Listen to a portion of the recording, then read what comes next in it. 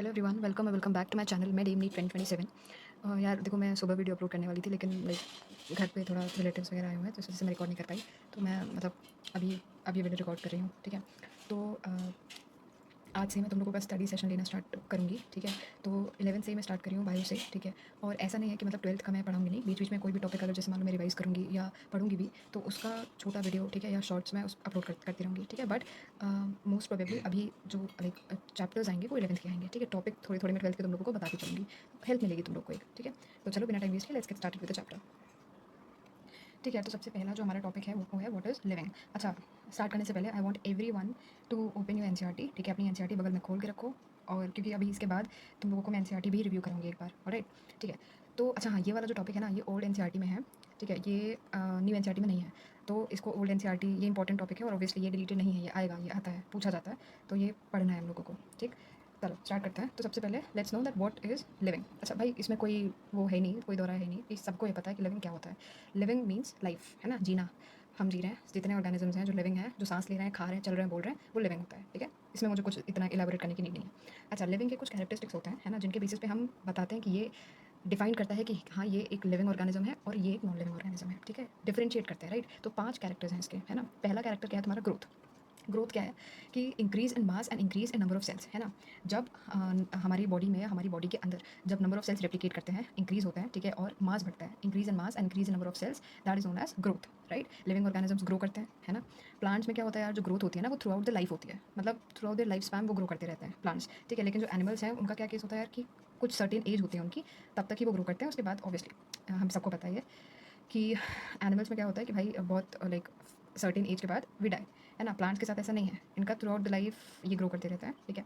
Living organisms में जो growth होती है वो कहाँ से होती है? फ्रॉम इनसाइड, है ना। इंट्रेंसिक ग्रोथ होती है लिविंग ऑर्गेनिजम्स में। वहीं अगर हम नॉन लिविंग की बात करें तो नॉन लिविंग में एक्सट्रेंसिक ग्रोथ होती है, राइट, यानी कि एक्सटर्नली कोई चीज़ ग्रो करती है, राइट। एक्सटर्नल एडिशन होता है, फॉर एग्जाम्पल जैसे सैंड मोल्ड है, राइट। तो उसमें क्या होता है भाई, जो पहाड़ होता है मिट्टी का, उसमें धीरे धीरे धीरे धीरे और एक्यूमुलेशन होगा अगर मिट्टी का, तो क्या होगा, वो ग्रो कर जाएगा, है ना। बट एक नॉन लिविंग ही तो है, नॉन लिविंग थिंग है ना वो, तो क्या हो रहा है, आउटसाइड हवा से आके उसके ऊपर मिट्टी कलेक्ट हो रही है, वो एक्यूमुलेट हो रही है, ग्रो कर रहा है, तो that is you know external addition, है ना। और वहीं लिविंग में क्या होता है यार, सेल डिवीजन होता है, हमारे अंदर सेल्स रेप्लिकेट करते हैं, राइट। तो इन शॉर्ट हम क्या कह सकते हैं कि भाई जो ग्रोथ होती है ना, वो डिफाइनिंग प्रॉपर्टी नहीं होती है, क्यों? क्योंकि नॉन लिविंग में भी हमें ग्रोथ देखने को मिलती है, राइट। चलो नेक्स्ट अब हम आते हैं कैरेक्टरिस्टिक सेकंड में, दैट इज रिप्रोडक्शन, ठीक है। हम सबको पता है कि लिविंग ऑर्गेनिजम्स रिप्रोड्यूस करते हैं, अगर या ये जो यहाँ पे जो एक्सेप्शन दिया है ना, अगर ये नहीं होता तो तुम्हारा रिप्रोडक्शन क्या हो जाता, डिफाइनिंग प्रॉपर्टी हो जाता। बट यहाँ पे ये है कि भाई जितने ऑब्वियस बात है, जो नॉन लिविंग होते हैं वो तो रिप्रोड्यूस नहीं करते ना, सारे लिविंग ही रिप्रोड्यूस करते हैं, तो ये तो डिफाइनिंग प्रॉपर्टी होना चाहिए था, बट नहीं है, क्यों? क्योंकि हम में भी कई एक्सेप्शंस हैं, जो लिविंग ऑर्गेनिज्म है उसमें कई लिविंग ऑर्गेनिज्म ऐसे हैं जो रिप्रोड्यूस नहीं कर पाते हैं। फॉर एग्जाम्पल म्यूल, जो खच्चर होता है, जैसे जो डोंकी है और जो हॉर्स है, उसका उसको जब हम लाइक उसका मिक्सचर इज नोन एज खच्चर, म्यूल, राइट। तो ये क्या है, म्यूल आगे ऑफस्प्रिंग प्रोड्यूस नहीं कर पाएंगे, ये इनफर्टाइल होते हैं, तो they can't reproduce. Sterile worker बीज they can't reproduce, infertile human couples they can't reproduce, right. तो रिप्रोडक्शन भी तुम्हारा क्या हो गया, एक कैरेक्टरिस्टिक प्रॉपर्टी हो गया, it is not a defining property, ठीक है। अच्छा, तुम लोगों की एनसीईआरटी में एक लाइन लिखी हुई है जिसमें ग्रोथ को रिप्रोडक्शन से सिनोनिमस बताया है। मुझे कमेंट्स में बताओ कि वो एग्जैक्ट लाइन मुझे ज़रा बताओ कि कौन से पेज नंबर पे है, ठीक है, और क्या लाइन है वो, बिना देखे तुरंत मुझे कमेंट में बताना जैसे ही ये स्टेटमेंट तुम मेरा सुनोगे, मुझे देखना है कि कितना तुम लोग एक एनसीईआरटी तुम लोग के ग्रिप में है, ठीक है। चलो थर्ड कैरेक्टरिस्टिक पे आते हैं, दैट इज मेटाबॉलिज्म। हाँ, तो मेटाबॉलिज्म क्या होता है? बहुत ही ईजी सिंपल लैंग्वेज में, बहुत ही एक्सप्रेसिबल लैंग्वेज में एनसीईआरटी ने तुम लोगों को डेफिनेशन, मतलब हम लोगों को डेफिनेशन बताई है मेटाबॉलिज्म की, कि sum total of all the biochemical reactions occurring inside our body is known as metabolism, है ना। और मतलब देखो, sum total of all the biochemical reactions मतलब क्या हुआ कि भाई हमारी बॉडी में तोड़ फोड़ चल रही है, या देखो बैकग्राउंड साउंड अगर आ रहा हो तो प्लीज़ उसको इग्नोर करना, नेक्स्ट टाइम से आई ट्राई कि मैं माइक खरीद लूँ ताकि मेरी आवाज़ तुम लोग को सुनाई दे, ठीक है। हाँ, तो कैटाबॉलिज्म और एनाबॉलिज्म, यही दो रिएक्शंस है जो हमारी बॉडी में चलती है ना। कैटाबॉलिज्म यानी कि जब कोई चीज़ टूटती है, एनाबॉलिज्म यानी कि जब कोई चीज़ ऐड होती है, राइट। तो यही दो रिएक्शंस हमारी बॉडी में चल रही हैं, तो इसे ही हम मेटाबॉलिज्म कहते हैं। जब लाइक कैटाबॉलिज्म और एनाबॉलिज्म साथ में हो रही है, उसे ही हम मेटाबॉलिज्म कहते हैं, ठीक है। तो sum total of all the biochemical reactions occurring inside our body is known as metabolism, right. अच्छा, ये जो मेटाबॉलिज्म है ये पेन में तो चल नहीं रही होगी, है ना। ये जो नॉन लिविंग थिंग है, पेन में मेटाबॉलिज्म चल रही है? नहीं चल रही है ना। या फिर कोई बुक है, ये है, ये पेज है, इसमें मेटाबॉलिज्म चल रहा है? नहीं ना। तो ये जो मेटाबॉलिज्म है ना, ये सिर्फ और सिर्फ लिविंग ऑर्गेनिजम्स ही शो करते हैं, हम में ही चल रही होती है, राइट। इसी वजह से हम जी रहे हैं, है ना। अगर ये मेटाबॉलिज्म रुक जाएगा तो हम मर जाएंगे, ठीक, हम नॉन लिविंग हो जाएंगे, है ना, मर जाएंगे हम लोग। तो इस वजह से ये जो जो मेटाबॉलिज्म है, ये सिर्फ और सिर्फ लिविंग ऑर्गेनिज्म का कैरेक्टरिस्टिक है, विदाउट एनी एक्सेप्शन, ठीक। तो इस वजह से क्या कहते हैं हम कि भाई जो तुम्हारा मेटाबॉलिज्म है that is a defining property of living organism. अच्छा, अब मेटाबॉलिज्म के अंडर एक बहुत ही थोड़ी सी कंफ्यूजन लगती है, मुझे भी लगती थी। तो ऑब्वियसली बात है, जो 11th में बच्चे होंगे या जैसे मान लो कोई फर्स्ट ईयर ड्रॉपर है, अगर अभी भी उसको क्लियर ना हुई हो तो मैं इसमें क्लियर कर देती हूँ तुम लोगों को कोई लाइन, जिसमें ये इन लोगों ने बताया है, एनसीईआरटी में लिखा है कि जो मेटाबॉलिज्म है ना, it can be demonstrated outside the body in an isolated cell free system. हाँ, यानी कि मेटाबॉलिज्म जो है ना वो हम कहाँ और ऑब्जर्व कर सकते हैं, आउटसाइड द बॉडी, यानी कि हम अपनी बॉडी के बाहर भी मेटाबॉलिज्म को क्या कर सकते हैं, डिमॉन्स्ट्रेट कर सकते हैं, चला सकते हैं। कैसे? एक आइसोलेटेड सेल फ्री सिस्टम है, वो क्या है तुम्हारा इन विट्रो फर्टिलाइजेशन जो होता है, तुमने नाम सुना होगा, जो टेस्ट ट्यूब बेबीज बनते हैं जो होते हैं, राइट। तो इसमें क्या होता है, आइसोलेटेड क्यों कहा है भाई, आइसोलेटेड इस वजह से क्योंकि भाई हम उसमें ना टेस्ट ट्यूब में ये परफॉर्म करते हैं, है ना, ये जो पूरा डिमॉन्स्ट्रेशन होता है, प्रोसेस होता है, इसको हम एक टेस्ट ट्यूब में परफॉर्म करते हैं, ठीक है। और सेल फ्री सिस्टम क्यों कहा यार, क्योंकि भाई बॉडी के अंदर तो नहीं हो रहा है ना, बॉडी के बाहर हो रहा है, राइट। तो सेल फ्री सिस्टम का मतलब यही है कि बॉडी के बाहर जो चीज़ हो रही है तो उसे हम सेल फ्री सिस्टम कहते हैं। तो isolated cell free system, right. तो यहाँ पे हम क्या कह सकते हैं कि भाई ये जो रिएक्शन चल रही है ना तुम्हारी आइसोलेटेड सेल फ्री सिस्टम, ये ना ही तुम्हारी लिविंग रिएक्शन चल रही है ना ही नॉन लिविंग रिएक्शन। अच्छा, ये क्यों बोला है इसने, ये लाइन लिखी हुई है एनसीईआरटी में, ये इस वजह से उन्होंने मेंशन किया कि भाई ना ही लिविंग है, यानी कि लिविंग क्यों नहीं है, क्योंकि ये एक टेस्ट ट्यूब में हो रही है ना, बॉडी के अंदर नहीं हो रही है ना। और नॉन लिविंग क्या है यहाँ पे, ठीक है, नॉन लिविंग क्या है यहाँ पे, अच्छा ओके मैंने उल्टा बोल दिया क्या। मेरा मतलब है कि हाँ देखो, इट इज़ नीदर लिविंग, यानी कि लिविंग भी नहीं है, क्यों नहीं है लिविंग, इन लोगों ने बोला है यहाँ पे। हाँ, तो नीदर लिविंग, यहीं पे था ना लोग, it is neither living nor non living. हाँ, तो इसका मतलब है कि यार देखो, इन्होंने यहाँ पे इस वजह से बोला है कि भाई लिविंग भी नहीं है, क्यों, क्योंकि भाई आउटसाइड द बॉडी हो रही है, ठीक है। और नॉन लिविंग भी नहीं है क्योंकि भाई जो रिएक्शन हो रही है वो तो लिविंग ही हो रही है ना, वो तो जिंदा ही है। जो रिएक्शंस हो रही हैं टेस्ट ट्यूब में वो रिएक्शन तो जिंदा है ना, लेकिन लिविंग भी नहीं है, क्यों, क्योंकि टेस्ट ट्यूब में हो रही है, टेस्ट ट्यूब तो भाई नॉन लिविंग है, बॉडी के अंदर तो हो नहीं रही है। तो इस वजह से तो बॉडी तो है नहीं ना कोई टेस्ट ट्यूब, हम तो है नहीं टेस्ट ट्यूब, है ना, ठीक है। तो इसका आगे क्या है कि hence while metabolism is a defining feature of all organisms, तो हमें ये पता चल गया कि भाई जो मेटाबॉलिज्म है वो सारे ऑर्गेनिजम्स का क्या है, डिफाइनिंग फीचर है विदाउट एनी एक्सेप्शन, ठीक। लेकिन जो आइसोलेटेड मेटाबॉलिज्म रिएक्शंस होती हैं, आइसोलेटेड का मतलब क्या हुआ, यानी कि उसमें टेस्ट ट्यूब आइसोलेट है ना, मतलब बंद उसमें सिस्टम में, ठीक है। तो यहाँ पे इन्होंने आइसोलेट यूज़ किया, isolated metabolism reactions in vitro, in vitro यानी कि बॉडी के बाहर वो रिएक्शन हो रही है, are not living thing. Obviously not living thing का क्या मतलब हुआ कि भाई लिविंग थिंग जो टेस्ट ट्यूब है वो लिविंग थिंग नहीं है, are not living things but living reactions, ठीक है। लेकिन जो रिएक्शन उसके अंदर हो रही है वो क्या है, लिविंग रिएक्शन है। आई होप तुम्हें बहुत अच्छे से लाइन समझ में आ गई, हुई नहीं आई तो मुझे कमेंट में बता देना, ठीक है, वरना एक बार दोबारा से वो वीडियो रिपीट करके पीछे देख लेना, ठीक। चलो, कैरेक्टरिस्टिक 4 पे आते हैं, विच इज़ सेलुलर ऑर्गेनाइजेशन। तो यार देखो, सेलुलर ऑर्गेनाइजेशन भाई हमें पता है कि सेल हमारी बॉडी के लिए कितना इंपॉर्टेंट है, भाई सेल से हम बने हैं ना, तो क्यों नहीं इंपॉर्टेंट होगा। तो भाई बेसिकली सेल क्या है, is a structural and functional unit of life, right.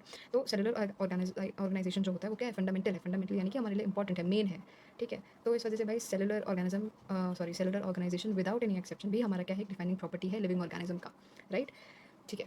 तो कैरेक्टरिस्टिक 5 पे आते हैं अभी, ठीक है। कैरेक्टरिस्टिक 5 क्या है हमारा, कॉन्शियसनेस, ठीक है। तो देखो हमें पता है कि जो जितने भी हम लिविंग ऑर्गेनिजम्स हैं, ठीक है, हम अपनी सराउंडिंग्स को क्या सेंस कर सकते हैं बहुत आराम से, right. We are very much conscious about our surroundings, जितने भी एनिमल्स हैं हम हैं, हम कॉन्शियस हैं अपनी सराउंडिंग्स को लेकर, है ना।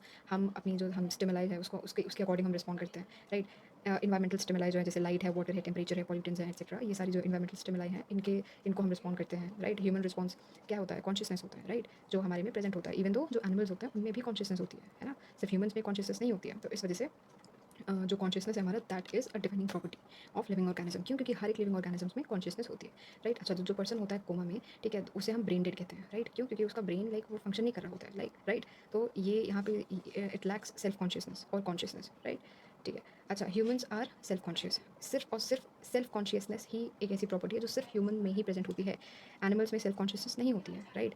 या किसी और कोई भी ऑर्गेनिज्म है उसमें सेल्फ कॉन्शियसनेस नहीं होती है एक्सेप्ट ह्यूमन बींग्स, है ना। तो इस वजह से जो कॉन्शियसनेस है वो क्या है, तुम्हारी डिफाइनिंग प्रॉपर्टी है। वहीं जो तुम्हारा ये सेल्फ कॉन्शियसनेस है वो तुम्हारी डिफाइनिंग प्रॉपर्टी नहीं है। कॉन्शियसनेस तुम्हारी डिफाइनिंग प्रॉपर्टी है, क्यों, क्योंकि वो सब में प्रेजेंट होती है, बट सेल्फ कॉन्शियसनेस सिर्फ ह्यूमंस में होती है। इस वजह से ये एक्सेप्शन हो गया ह्यूमंस का, है ना, ह्यूमंस में होती है सिर्फ और किसी में नहीं होती। तो इस वजह से ये कैरेक्टरिस्टिक प्रॉपर्टी है सेल्फ कॉन्शियसनेस, ये डिफाइनिंग प्रॉपर्टी आपकी नहीं है, ठीक है। अच्छा, एनसीईआरटी में एक दो लाइन और लिखी है, ठीक है, तो मैंने इसको साइड में लिख दिया है। भाई देखो, फोटो पीरियड जो होता है ना वो इफेक्ट करता है रिप्रोडक्शन इन सीजनल ब्रीडर्स, चाहे वो प्लांट्स हो चाहे एनिमल्स हो, दोनों में ही फोटो पीरियड जो होता है तुम्हारा वो इफेक्ट करता है किसको, रिप्रोडक्शन को, जो सीजनल ब्रीडर्स होते हैं, ठीक है।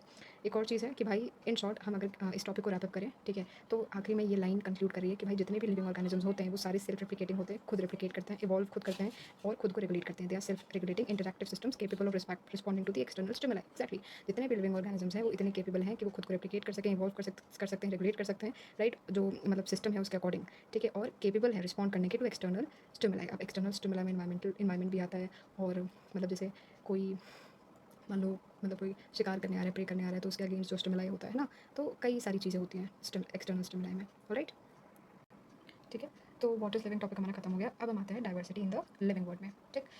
देखो, डिफरेंट टाइप्स और जो different number of living organisms होते हैं उन्हें ही हम डाइवर्सिटी कहते हैं, और ये जो डिफरेंट टाइप्स हैं और नंबर हैं डिफरेंट, उसे ही हम बायोडाइवर्सिटी कहते हैं। ठीक है, बायोडाइवर्सिटी को हम कैसे, अगर हमें डिफाइन करना हो बायोडाइवर्सिटी को, तो हम कैसे डिफाइन करेंगे कि मतलब बायोडाइवर्सिटी, और क्या कहते हैं बायोडाइवर्सिटी को, is the number, you can say number और टाइप्स ऑफ ऑर्गेनिजम्स जो अर्थ में प्रेजेंट है, राइट। ऑब्वियसली यही लिखा है ना। कितनी स्पीशीज़ अभी तक डिस्कवर की हैं हमने? 1.7 to 1.8 million species, please million याद रखना, ठीक है, या फिर 17 टू 18 लाख स्पीशीज़, ठीक। ओके, अब देखो मुझे लगता है कि खैर कुछ नहीं, ठीक है, चलो अब नेक्स्ट टॉपिक पे आते हैं, टैक्सोनॉमी। टैक्सोनॉमी क्या होता है? देखो, टैक्सो मैंने यहाँ पे लिखा है कि जो टैक्सो, ठीक है, यहाँ पे इसका क्या मतलब होता है? अरेंजमेंट। नॉमी का क्या मतलब होता है? नॉर्म्स या फिर रूल्स, ठीक है। तो टैक्सोनॉमी का क्या मतलब हो गया? अरेंजमेंट या नॉर्म्स, मतलब अरेंजमेंट, किसके? रूल्स का अरेंजमेंट, ठीक है। अब देखो टैक्सोनॉमी क्या होती है? It is the branch of science that deals with the procedure of identification, classification and nomenclature. मैंने यहाँ पे कैरेक्टराइजेशन नहीं लिखा है, कैरेक्टराइजेशन भी होता है। तो क्या होती है टैक्सोनॉमी? एक ऐसी ब्रांच ऑफ साइंस जो डील करती है किसके साथ? ऐसे प्रोसीजर्स के साथ जिसके थ्रू हम एक ऑर्गेनिज्म को जब डिस्कवर करते हैं तो जो प्रोसीजर हमें फॉलो करना होता है, ठीक है, वो टैक्सोनॉमी हमें बताती है। वो प्रोसीजर्स उसके अंडर लाई करते हैं कि कौन कौन से। सी, देखो मैंने आपको मेंशन किया है, CICN, that is characterization, identification, classification and nomenclature. समझ में आ गया? अच्छा, टैक्सोनॉमी के बाद एक और टर्म आता है जिसे हम कहते हैं सिस्टमैटिक्स, है ना। सिस्टमैटिक्स क्या होता है यार? देखो, सिस्टमैटिक्स में जब हम टैक्सोनॉमी इंक्लूड करते हैं सिस्टमैटिक्स पूरा, ठीक है, और जब हम इसमें इवोल्यूशनरी रिलेशनशिप या फिर कह लो फाइलोजेनेटिक रिलेशनशिप भी जब हम इसमें ऐड कर लेते हैं, that is known as systematics. यानी कि इन सब के साथ साथ हम इसमें ऑर्गेनिजम्स कैसे इवॉल्व हुए हैं, कैसे एवोल्यूशन हुआ है, ठीक है, हम वो भी इसमें स्टडी करते हैं सिस्टमैटिक्स में, राइट। तो फाइलोजेनेटिक रिलेशनशिप जब इन्वॉल्व हो जाता है उसे हम सिस्टमैटिक्स कहते हैं, ठीक है। अच्छा, सबसे पहले ये सिस्टमैटिक टर्म किसने दिया था? कैरलस लीनियस ने दिया था। किसमें मेंशन किया था इन्होंने? अपनी जो पब्लिश इन्होंने अपनी बुक पब्लिश करी थी, ठीक है, कौन सी? सिस्टमा नेचुरी, ठीक है। अच्छा, फादर ऑफ टैक्सोनॉमी सबको पता होता है, कैरलस लीनियस ही हमारे फादर ऑफ टैक्सोनॉमी भी है, ठीक है। ठीक है, तो चलो अब हम आते हैं कि टैक्सोनॉमी के प्रोसेस का अब हम इलाबोरेशन देखते हैं, ठीक है, कि कौन कौन से प्रोसेस होते हैं टैक्सोनॉमी में। सबसे पहला होता है तुम्हारा कैरेक्टराइजेशन। देखो कैरेक्टराइजेशन क्या होता है? Study of characters easily sorry wait study of study of easily observable characters. अब जैसे मान लो मुझे नहीं पता कि क्या है, ठीक है, अब मैं यहाँ पे क्या देख रही हूँ? मुझे दिख रहा है कि ये देखो यहाँ पे इंक है इसके अंदर, ठीक है, ये यहाँ पे निप है जिससे हम लिखते हैं।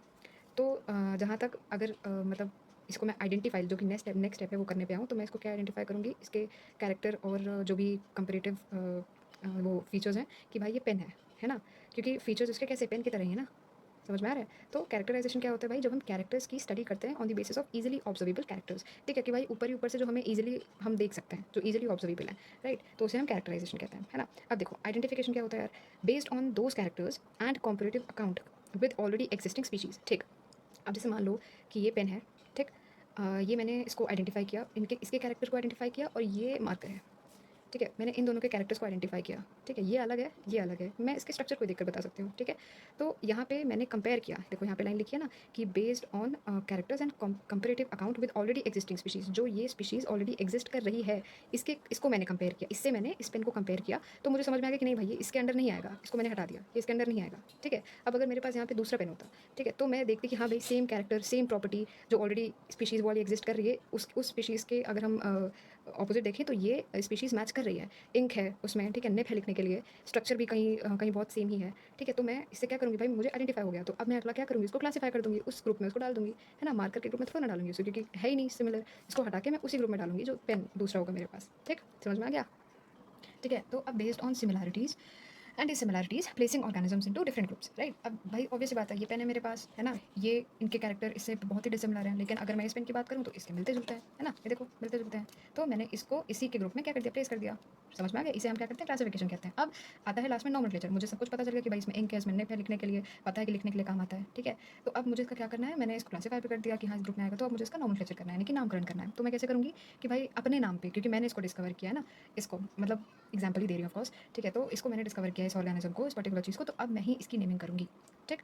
तो इस तरह से हम इसका नॉमेनक्लेचर कर देंगे, मतलब नेमिंग कर देंगे, ठीक। अच्छा, नॉमेनक्लेचर जो होता है यानी कि नेमिंग के भी कुछ प्रोसीजर्स होते हैं, चलो उन प्रोसीजर्स को हम देख लेते हैं। अच्छा, बायनॉमियल नॉमेनक्लेचर, बायनॉमियल का मतलब यहाँ पे क्या हो गया? बाय मीन्स दो, ठीक है।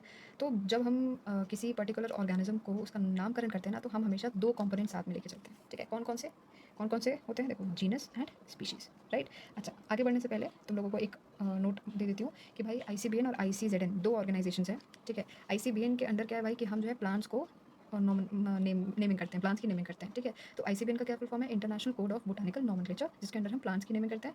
और दूसरी है ICZN, that is international code for zoological nomenclature, जिसमें हम एनिमल्स की नेमिंग करते हैं। ऑलराइट, चलो नेक्स्ट इस पे आते हैं दोबारा जीनस और स्पीशीज़ पे। देखो हम सबको पता है कि भाई जीनस और स्पीशीज़ मतलब ये जो बाइनॉमियल नोमेनक्लेचर है किसने डिस्क्राइब किया था, कैरलस लीनियस ने डिस्क्राइब किया था, ठीक। ये नेमिंग वाला जो बाइनॉमियल नोमेनक्लेचर था ये का कैरलस लीनियस ने हमें दिया था, ठीक है। ऑल साइंटिस्ट इसका रूल सब हम लोग पढ़ लेते हैं कि भाई जितने भी साइंटिस्ट वगैरह हैं, ठीक है, उन्होंने क्या बताया था कि जितने भी साइंटिस्ट कह रहे हो यार, जितने भी साइंटिफिक नेम्स होते हैं ऑर्गेनिजम्स के वो हमेशा लैटिन में लिखे जाते हैं, ठीक है। लैटिन में क्यों लिखे जाते हैं, क्योंकि लैटिन जो है एक डेड लैंग्वेज है, ठीक है। तो इसमें कोई चेंज नहीं हो सकता, जैसे इंग्लिश लैंग्वेज है, अब यहाँ पे क्या होता है हर वर्ड, हर नया वर्ड डिक्शनरी में ऐड होता रहता है, लेकिन लैटिन के साथ ऐसा नहीं है, ये डेड लैंग्वेज है और इसमें आप अपना कोई भी लाइक टर्म या कुछ भी इसमें नहीं इंडल्ज कर सकते हो, ठीक है, ऐड नहीं कर सकते हो। तो इस वजह से जितने भी साइंटिफिक नेम्स होते हैं ऑर्गेनिजम्स के वो सारे लैटिन लैंग्वेज में होते हैं, ठीक। सेकंड क्या है कि भाई इनके दो कंपोनेंट्स होते हैं, जीनस और स्पीशीज़। थर्ड क्या है कि भाई ये जो है ना जीनस होता है वो हमेशा कैपिटल, उसका फर्स्ट लेटर जो होता है वो कैपिटल में होता है और स्पीशीज़ का स्मॉल में होता है, ठीक।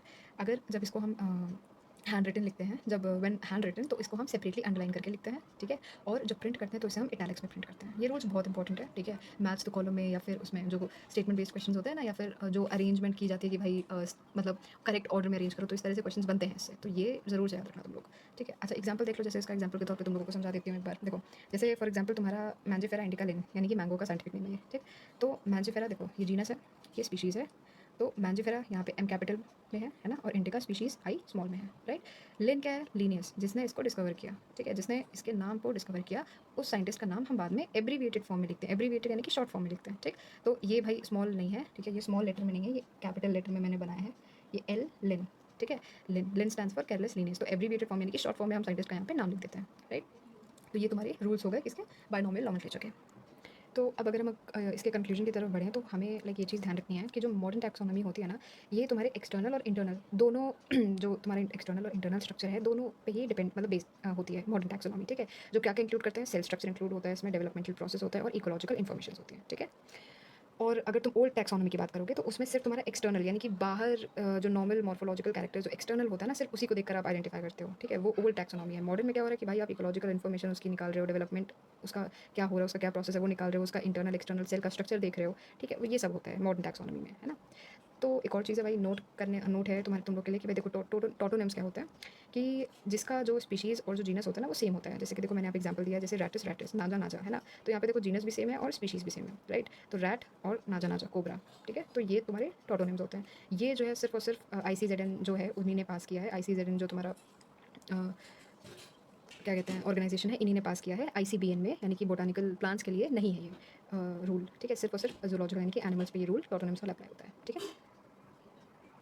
ठीक है, तो अब तुम लोगों का लास्ट टॉपिक है, ठीक है, टैक्सोनॉमिक कैटेगरीज़। क्या होती हैं टैक्सोनॉमिक कैटेगरीज़, या ऐसी कैटेगरीज़ जैसे टैक्सोनॉमी है, ठीक है। तो टैक्सोनॉमी के अंडर ही तुम्हारी क्या आती है, टैक्सोनॉमिक कैटेगरीज आती हैं, है ना। देखो टैक्सोनॉमिक जो तुम्हारा क्लासिफिकेशन होता है ना, क्लासिफिकेशन तुम्हारा एक सिंगल स्टेप प्रोसेस तो है नहीं, है ना। उसमें कई मतलब डिफरेंट स्टेप्स होते हैं ना, कई हायरार्कीज होती हैं। यानी कि देखो अब यहाँ पे तुम देखो from high hierarchy to lower hierarchy हम जा रहे हैं, है ना, या from lower to higher hierarchy हम जा रहे हैं। तो देखो अलग अलग टाइप की हायरार्की है यहाँ पे, है ना। सिंगल सेम नहीं है यहाँ पे, है ना। सेम मतलब ये नहीं कि भाई स्पीशीज़ जो सबसे छोटा फंडामेंटल यूनिट है इसका, तो ये भी सबसे नहीं, ये बहुत बड़ा, इसके अंदर सब कुछ आ रहा है, राइट। तो इस वजह से भाई बहुत अलग अलग हायरार्कीज होते हैं, जिसमें हर एक जो स्टेप होता है ना वो रिप्रेजेंट कर रहा होता है तुम्हारी रैंक या फिर कैटेगरी को या टैक्सा को, ठीक है। तो ये जो तुम्हारी कैटेगरी जो ओवरऑल परफॉर्मेंस देती है ना, जो एक टैक्सोनॉमिक अरेंजमेंट तुम्हें दे रही है, इसे ही हम टैक्सोनॉमिक कैटेगरी बोलते हैं बेसिकली, ठीक है। और ईच कैटेगरी यानी कि हर कैटेगरी क्या है, तुम्हारा एक ग्रुप है, एक टैक्सा है, एक रैंक है, ठीक है। और इन्हीं को जब हम कंबाइन करते हैं तो ये हमारा क्या फॉर्म करता है, टैक्सोनॉमिक हायरार्की फॉर्म करता है। समझ में आ गया। तो कितनी तरह की होती हैं यार, 7 हमारे पास टैक्सोनॉमिक कैटेगरीज हैं, ठीक है। किंगडम, फाइलम या division is use for plants and phylum is use for animals, then class, order, family, genus and species. आप इसको याद कैसे कर सकते हो, लिख लो एक जगह, ठीक है। कीप पोडियम क्लीन और फैमिली या fam get sick, alright. Podium कह लो, पॉट कह लो, ठीक है, कुछ भी कह लो, बस याद होना चाहिए तुम लोग को ये पूरा स्टेप, चाहे ऊपर से नीचे, नीचे से ऊपर, ठीक। कीप पोडियम क्लीन और फैम गेट सिक। समझ में आ गया। चलो अब एक और इंपॉर्टेंट चीज़ यहाँ पे देख लेते हैं कि भाई जब हम किंगडम से स्पीशीज़ जाते हैं कि ऊपर से नीचे की तरफ जब हम जाते हैं तो हमारे कॉमन कैरेक्टर क्या होते हैं, इंक्रीज़ करते हैं, ठीक है। भाई किंगडम जाहिर सी बात है, अब किंगडम में बहुत कुछ आ गया और स्पीशीज़ में पोटैटो है, ठीक है, और किंगडम में बहुत अलग अलग चीज़ें हैं, हर चीज़ आ गई भाई, वीट आ गया तुम्हारा किंगडम के अंदर, बहुत कुछ आ गया ना, पूरा वैरायटी आ गया प्लांट का। तो भाई कितने सोचो कितने डिफरेंट कैरेक्टर्स हो गए, है ना। तो भाई कॉमन कैरेक्टर क्या होते हैं, जब ऊपर से आप नीचे जाते हो तो यहाँ पे कैरेक्टर इंक्रीज़ होते हैं। ठीक है। और जब नीचे से ऊपर आप जाते हो तो कॉमन कैरेक्टर्स डिक्रीज़ होते हैं, ठीक है।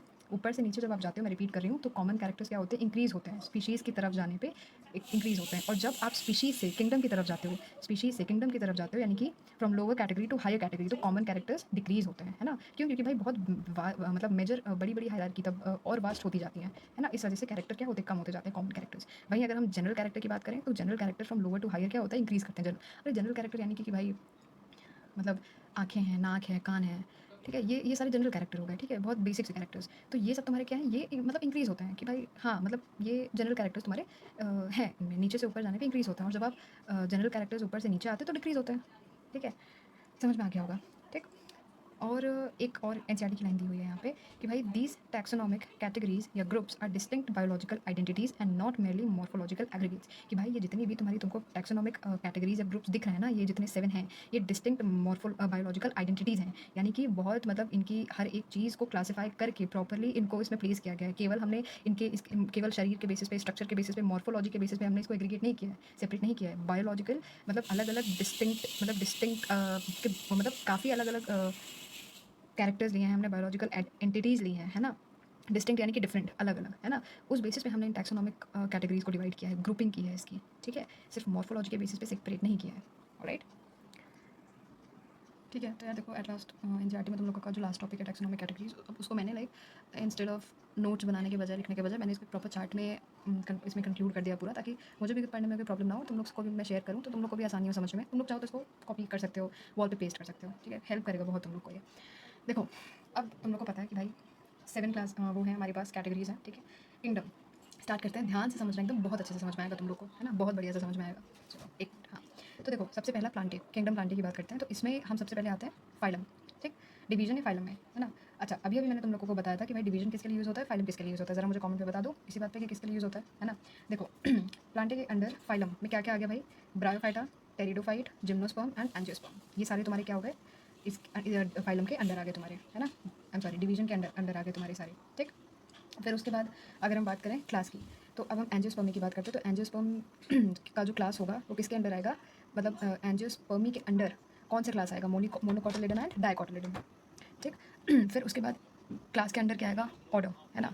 डाइकोटिलिडन को आगे जब हम देखेंगे तो इसमें क्या आ गया भाई, पॉलीमोनियल्स और सैपेंडियल्स। ऑर्डर कौन सा है, पॉलीमोनियल्स और सैपेंडियल्स, राइट। फिर आगे आते हैं सैपेंडियल्स। सैपेंडियल्स जो ऑर्डर है, ऑर्डर के अंडर क्या आएगा, फैमिली, मतलब ऑर्डर के नीचे क्या आएगा, फैमिली आएगा। तो सैपेंडियल्स में भाई हमारे पास कौन कौन सी फैमिली हो गई, सैपेंडियल्स में हमारे पास एनाकार्डियेसी, और पॉलीमोनियल्स में हमारे पास दो फैमिलीज हैं, सोलिनेसी और कॉन्वोल्वुलेसी, राइट। फिर से रिपीट कर देती हूँ मैं एक बार, पॉलीमोनियल्स क्लास तुम्हारा मोनोकोटिलिडन, डाइकोटिलिडन, क्लास के अंडर आ गया तुम्हारा ऑर्डर। ऑर्डर में डाइकोटिलिडन की जब आगे देखोगी तो यहाँ पे क्या है, पॉलीमोनियल्स और सैपेंडियल्स, ठीक है। फिर ऑर्डर के अंडर क्या आ गया, फैमिली, मतलब कि ऑर्डर के नीचे क्या आ गया, फैमिली। पॉलीमोनियल्स कौन सी फैमिली मतलब होती है इसके अंदर, तो सोलिनेसी और कॉन्वोल्वुलेसी को जब हम क्या करते हैं, कंबाइन करते हैं, तो वो कौन सा ऑर्डर बनता है, पॉलीमोनियल्स, राइट। वैसे ही फैमिली जो एनाकार्डियेसी है, वो कौन से ऑर्डर के अंडर आती है, सैपेंडियल्स। याद रखना, फैमिली है तुम्हारी एनाकार्डियेसी और ऑर्डर है तुम्हारा सैपेंडियल्स, ठीक।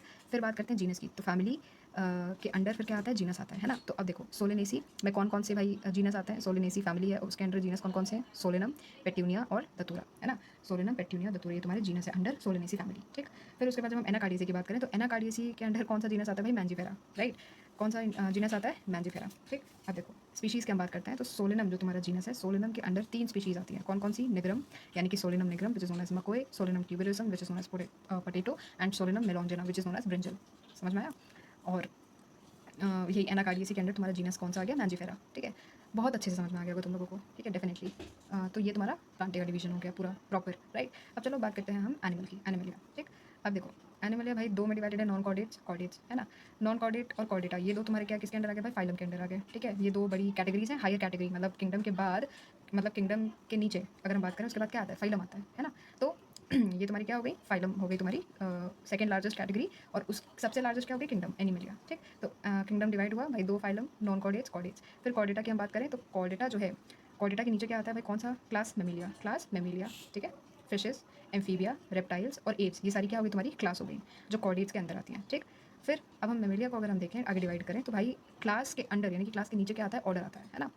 तो मेमिलिया के अंडर कौन से 2 ऑर्डर हैं भाई, प्रिमाटा और कार्निवोरा, है ना? प्रिमाटा और कार्निवोरा। कार्निवोरा को जब हम आगे डिवाइड करेंगे, यानी कि ऑर्डर के अंडर, यानी कि ऑर्डर के नीचे कौन सी फैमिली आएगी, है ना? फैमिली आएगी, आई मीन ऑर्डर के नीचे फैमिली आएगी, है ना? तो भाई ऑर्डर क्या है तुम्हारा, कार्निवोरा और प्रिमाटा। अब कार्निवोरा को जब हम आगे देखेंगे तो इसके अंडर कौन सी 2 फैमिलीज़ आएंगी, फेलिडी और कैनिडी, ठीक? फेलिडी और कैनिडी, ठीक है? अब ये दो फैमिलीज़ हो गई, है ना? अब हम बात करते हैं जीनस की। तो भाई फेलिडी के अंदर कौन सा फेलिडी के अंदर कौन सा जीनस आएगा, है ना? फैमिली कंप्राइज़ करती है जीनस का, है ना? अब जीनस के अंदर कौन सी आएंगी भाई, पैंथेरा, है ना? और कैनेडी के अंदर कौन सी आएगी, कैनिस, ठीक? तो पैंथेरा के अंदर भाई 2 आती हैं तुम्हारी genus, I am sorry, Felidae के जो फेलिडी फैमिली है उसके अंडर तुम्हारी 2 जीनस आते हैं, पैंथेरा और फेलिस, ठीक? पैंथेरा क्या है तुम्हारा, पैंथेरा जीनस है, पैंथेरा जीनस है, ठीक है? जिसके अंडर तुम्हारी कौन कौन सी स्पीशीज़ हैं, लियो, पार्डस और टिग्रिस, यानी कि लायन, पैंथर और टाइगर, ठीक? ये तुम्हारा जीनस है पैंथेरा, और इसके अंडर क्या आ रही हैं तुम्हारी स्पीशीज़ आ रही हैं, कौन कौन सी, लियो, पार्डस और टिग्रिस। फिर तुम्हारा जीनस आता है फेलिस, जिसके अंदर तुम्हारी क्या आती है, कैट्स आती हैं, ठीक? फिर नेक्स्ट फैमिली की हम बात करते हैं कैनिडी की। इसका जीनस क्या है, कैनिस। और मतलब इसमें कौन सा जीनस है, इसमें आते हैं डॉग्स, इसमें कौन सी स्पीशीज़ है, डॉग्स, ठीक है? और कैनिस क्या है तुम्हारी जीनस है, कैनिडी क्या है तुम्हारी फैमिली है। इस तरह से याद रखना है हम सबको, ठीक है? बहुत बहुत आसान से तुम लोग रिवाइज कर पाओगे, बहुत प्रॉपर तरीके से तुम लोग इसको लाइक मतलब जैसे कहते हैं ना, अपने दिमाग में एक प्रॉपर चार्ट बना पाओगे तुम लोग प्रॉपर्ली कि हाँ भाई इस तरह से डिवाइडेड है सब कुछ, ठीक है? एक और चीज़ है यार कि जो स्पीशीज़ होती है ना वो तुम्हारी क्या होती है, फंडामेंटल यूनिट होती हैं। पूरी ओवरऑल जो टैक्सोनॉमिक कैटेगरी है उसकी सबसे स्मॉलेस्ट फंडामेंटल यूनिट कौन सी है, तुम्हारी स्पीशीज़ है, ठीक? ठीक है, तो चलो अब एनसीईआरटी एक बार पूरा पढ़ लेते हैं, अच्छे से रिव्यू कर लेते हैं, ठीक है? इंपॉर्टेंट हाइलाइट्स क्या हैं। और यार मतलब प्लीज़ कोई भी अगर वॉइस नॉइज़ आ रही है प्लीज़ उसको इग्नोर करो, ठीक है? घर पे थोड़े लाइक रिलेटिव्स आए ना तो बहुत मुझे दिक्कत हो रही है, क्या ही बताऊँ, अभी एक्सप्रेस नहीं कर पा रही हूँ, इतनी गुस्सा आ रही है ना मुझे। लेकिन तुम लोग को आवाज़ आई होगी कितनी बार ऐसा गेट खोला है इन लोगों ने, इसी से मैंने लॉक कर लिया था गेट। चलो खैर ठीक है, कंटिन्यू करते हैं। तो देखो अर्न्स्ट मेयर कौन है भाई? ये जो तुम्हारे अर्न्स्ट मेयर है, इनको भाई डार्विन कहा जाता है ऑफ द 20th सेंचुरी, ठीक है? ये 5 जुलाई 1904 में इनका जन्म हुआ था जर्मनी में, राइट?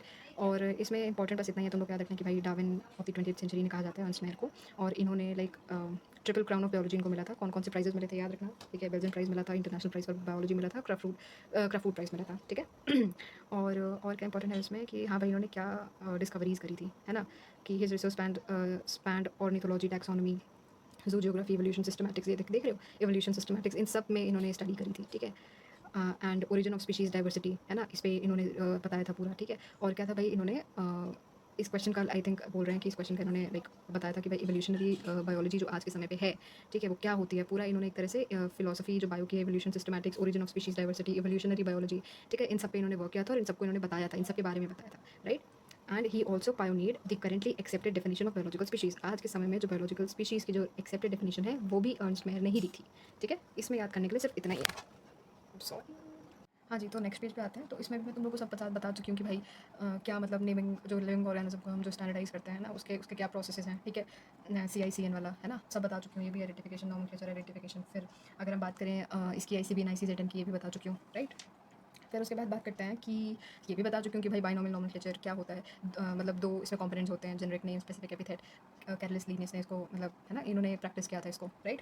फिर इसके बाद नीचे आते हैं तो इसकी ये देखो, इसके रूल्स आ गए यहाँ पे, है ना? इसके रूल्स हैं नोमेनक्लेचर के कि भाई क्या-क्या रूल्स होने चाहिए, generally in Latin, written in italics, right? They are latinized और derived from Latin irrespective of their origin. Exactly भाई, मतलब नहीं है कि कौन सा कंट्री से इसको ओरिजिनेट किया गया, कौन सी कंट्री से हुआ, ठीक है? लैटिन लैंग्वेज ही यूज़ करी जाएगी इसके लिए, ठीक? पहला वर्ड हमेशा जीनस होता है, सेकंड स्पेसिफिक एपिथेट होता है ना?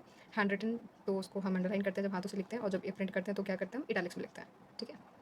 फिर नेक्स्ट कैरेक्टर की अगर हम बात करें तो बता चुकी हूँ ये भी कि भाई जीनस जो है तुम्हारा, नेक्स्ट रूल की अगर हम बात करें तो जीनस तुम्हारा कैपिटल में लिखा जाता है, स्पीशीज स्मॉल में लिखा जाता है, जो फर्स्ट लेटर होता है इसका, ठीक है? यही सब है इसमें, है ना? ये सब भी तुम लोगों को मैं बता चुकी हूँ कि जितने भी मतलब तुम्हारे डॉग्स हैं, कैट्स हैं, mammals, wheat, rice, plant, animals, ये सारे क्या हैं, ये सारे तुम्हारे एक तरह से टैक्सा हैं, कैटेगरीज हैं अलग अलग, है ना? ग्रुप्स हैं अलग अलग, आई एम सॉरी, हाँ टैक्सा है, रैंक है, कैटेगरी है, राइट? और ये ग्रुपिंग जो होती है इनकी, है ना, ये कैटेगरी है, जो ग्रुपिंग करी गई है इनकी, इन कैटेगरीज की, उसके अंडर ये सब लाई कर रहे हैं, है ना? उसी को हम टैक्सोनॉमिक कैटेगरी कहते हैं, ठीक? अच्छा, एल्स्टेशियंस क्या हैं तुम्हारे? ये भी तुम्हारे ये जो जर्मन शेफर्ड है इनकी स्पीशीज़ थी पहले के टाइम पे, ठीक है? उस टाइम पे मतलब जिसे कहते हैं वुल्फ टाइप की थोड़ी ये लगती थी, ठीक है? फिर यहाँ पे मैं टैक्सोनॉमी भी बता चुकी हूँ कि टैक्सोनॉमी क्या होती है, ठीक है? किस क्या क्या होता है, क्या क्या अंडर आता है टैक्सोनॉमी के, है ना? External and internal structure along with structure of cell, developmental process, ecological information वगैरह, राइट? तो ये सब भी मैं तुम लोगों को उसमें पूरा बता चुकी हूँ, आई गेस।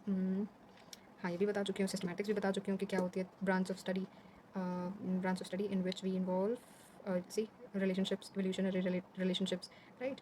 तो ये तुम्हारी सिस्टमैटिक्स होती है ना? सिस्टमा से ये सिस्टमैटिक्स वर्ड डिराइव किया गया है, ठीक है? यानी कि इसका मीनिंग क्या होता है, सिस्टमैटिक अरेंजमेंट ऑफ ऑर्गेनिजम्स, समझ में आ गया?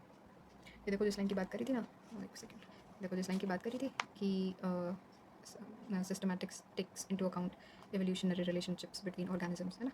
तो देखो यही लाइन इन्होंने यहाँ पे दे दिया कि भाई इसमें एवोल्यूशनरी रिलेशनशिप को इन्वॉल्व करता है। सिस्टमा नेचुरी इनकी पब्लिकेशन थी, टाइटल का नाम जो टाइटल था इनकी पब्लिकेशन का दैट वाज सिस्टमा नेचुरी, जिसमें इन्होंने इसके बारे में बताया था, राइट। ठीक है, तो ये सभी भाई मैं तुम लोगों को बता चुकी हूँ, टैक्सोनॉमी कैटेगरीज भी पूरा, लेकिन एक भी चीज़ इसमें नहीं छूटी होगी। ठीक है, ये सभी मैं तुम लोगों को प्रॉपर कवर अप करा चुकी हूँ पूरी एनसीईआरटी में। ये जितने भी हैं ये मैंने यहाँ पे मतलब लिखा था, पहले खुद को समझाया था, उसके बाद मैंने इसको लाइक इस चार्ट पे प्रॉपर्ली बनाया था, तब तुम लोगों को बताया मैंने। ठीक है, कुछ भी नहीं छूटा है इसमें, so don't worry about that, right. तो ये पूरा तुम लोग को बता चुकी हूँ। अब नेक्स्ट आते हैं टेबल जो गिवन है एनसीईआरटी में। ठीक है, एक मिनट। हाँ जी, तो ये टेबल गिवन है एनसीईआरटी में, चलो एक बार इसको पढ़ लेते हैं क्योंकि बहुत इंपॉर्टेंट टेबल है ये। ठीक है, हर बार इससे क्वेश्चन आते हैं। ठीक है, बहुत इंपॉर्टेंट क्वेश्चन बनते हैं इनसे। तो ठीक है, स्टार्ट करते हैं। देखो यहाँ पे मैन, हाउसफ्लाई, मैंगो, वीट, इसके इन ये कुछ स्पीशीज़ ली गई हैं, ये कॉमन नेम। अब देखो यहाँ पे हम क्या करते हैं कि भाई इनका बायोलॉजिकल नेम पहले तो होमो सेपियंस। मैन का क्या होता है होमो सेपियंस, हाउसफ्लाई का क्या होता है मस्का डोमेस्टिका, मैंगो मैंजिफेरा इंडिका, वीट टेट्रिकम एस्टिवियम। ठीक, इसका जीनस क्या हो गया भाई, होमो जीनस हो गया मैन का। ठीक है, फैमिली क्या हो गई, होमिनिडी फैमिली हो गई। ठीक है, ए ई देखो लास्ट में लगा ना, ए ई होमिनिडी, देखो ये ई ई कार्डिएसी पोएसी। तो ये लास्ट में जो यूज़ होता है ना प्रीफिक्स ई, है ना, होमिनिडी मस्किडी एनाकार्डियसी पोएसी, तो ये फैमिली होती है। ठीक है, फैमिली के अंडर लाई करेगा ये। तो होमोसेपियंस में होमो जीनस है और होमिनिडीज़ की फैमिली। ठीक, ऑर्डर क्या है इसका, प्रिमाटा। क्लास क्या है, मेमेलिया। और फाइलम क्या है, कॉर्डेटा। ठीक है, फिर इसके बाद हम आते हैं हाउसफ्लाई में। तो हाउसफ्लाई क्या है तुम्हारा, मस्का डोमेस्टिका। ठीक है, इसका बायोलॉजिकल नेम क्या है, मस्का डोमेस्टिका। जीनस क्या है तुम्हारा, मस्का। ठीक है, फैमिली मस्किडी, ऑर्डर डिप्टेरा। ठीक, क्लास क्या है तुम्हारा, इंसेक्टा, है ना, क्लास किसके अंडर आता है, इंसेक्टा के अंडर आता है जो हाउसफ्लाई होती है। और तुम्हारा फाइलम क्या है तुम्हारा, आर्थ्रोपोडा, राइट। फिर उसके बाद आता है लार्जेस्ट फाइलम होता है arthropoda, for information if you don't know. ठीक है, फिर मैंगो का साइंटिफिक नेम क्या है, मैंजिफेरा इंडिका। जीनस क्या है, मैंजिफेरा। फैमिली एनाकार्डिएसी। ऑर्डर सैपिडेल्स। Class dicotyledon. एंड डिवीजन एंजियोस्पर्मी, है ना। डिवीजन क्या है तुम्हारे यहाँ पे, एंजियोस्पर्मी है। ठीक, और डाइकोटिलिडन तुम्हारा क्लास है। फिर वीट की हम बात करते हैं, टेट्रिकम एस्टिवियम, जीनस तुम्हारा टेट्रिकम, है ना। और फैमिली पोएसी, पोएल्स तुम्हारा ऑर्डर हो गया, राइट। क्लास तुम्हारा क्या है, मोनोकोटिलिडन है। और सेम वही तुम्हारा डिवीजन क्या है, एंजियोस्पर्मी। समझ में आया। तो ये तुम्हारी टेबल है, इसको बहुत अच्छे से याद रखना, है ना। और नेक्स्ट एक बार समरी भी देख लेते हैं, है ना। फिर उसके बाद तुम्हारा ये चैप्टर पूरा फिनिश हो जाएगा। ठीक है, हाँ जी।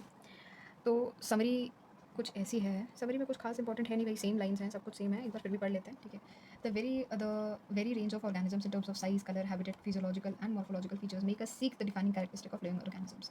ठीक है, कुछ इंपॉर्टेंट नहीं है इसमें। In order to facilitate the study of kinds and diversity of organisms, the branch of knowledge dealing with these aspects is refer to as taxonomy. समझ में आ गया कि भाई ये जो जितने भी एस्पेक्ट्स हैं इनसे जब हम डील करते हैं तो इसी नॉलेज को जो हमें मिलती है, जो नॉलेज हम गेन करते हैं उसी को हम टैक्सोनॉमी कहते हैं। ठीक है, the taxonomic studies of various species of plants and animals are useful in agriculture. अच्छा, ये स्टडी जो है टैक्सोनॉमी की कहाँ पे यूजफुल है भाई, एग्रीकल्चर में, फॉरेस्ट्री में, इंडस्ट्री में, and in general for knowing our bio resources and diversity. Exactly भाई, मतलब जनरल नॉलेज के लिए भी इंपॉर्टेंट होती है, right. The basics of taxonomy like identification, naming and classification. अच्छा, यहाँ पे देखो एक लाइन इन्होंने ये लिख दी, यहाँ पे थोड़ा अगर मतलब ध्यान दो कि भाई बेसिक्स क्या बताया उन्होंने, द बेसिक्स ऑफ टैक्सोनॉमी क्या है तुम्हारी, आइडेंटिफिकेशन, नेमिंग और क्लासिफिकेशन, यानी कि आइडेंटिफाई करना, उसका नॉमेनक्लेचर करना और उसको क्लासीफाई करना, ये तुम्हारी क्या है टैक्सोनॉमी की बेसिक्स हैं ये। ठीक है, of organisms are universally evolved under international codes, right.